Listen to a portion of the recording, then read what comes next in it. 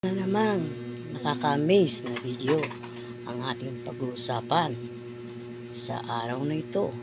Sa bidyong ito ay makikita ang isang nakaka-amaze na teknolohiya na papataas ng kumpiyansa ng mga magsasaka o farmers sa ibang bansa. At makikita sa video na walang kahirap-hirap na nadadala ng mga farmers patungo sa merkado ang kanilang mga produkto. Makikita rin sa video na ang makabagong teknolohiya ay nagpapadali para mapadali at madali nilang madala sa merkado patungo sa kabiasnan.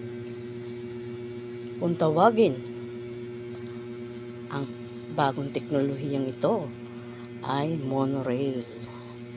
Isang teknolohiya na nagpapadali sa kanilang mga gawain kahit sa bundok, na kahit anong tarik na mga bundok, madali nilang naibababa patungo sa kabiasnan at sa merkado. At makikita rin sa video ang pag-unlad ng mga farmers dahil madali nilang naibababa ang kanilang mga produkto dahil hindi naman lingid sa ating kaalaman kung anong kahirap ang dinadanas ng mga farmers dito sa ating bansa. Naway, maging daan ang video ito para sa ikaunlad din ng mga farmers dito sa ating bansa. Hanggang sa muli, ito ay makikita ang isang teknolohiya na nagpapadali ng kanilang mga gawain. Kahit sa bundok man yan at sa matatarik na bundok, ang mga farmers ay madali nilang naibababa ang kanilang mga produkto patungo sa merkado.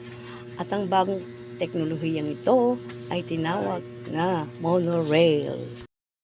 Manghang-mangha ang teknolohiyang ito dahil kahit anong taas na bundok at matatarik na bundok ay kaya nitong maibaba ang mga produkto patungo sa kabiasnan at maibenta sa merkado.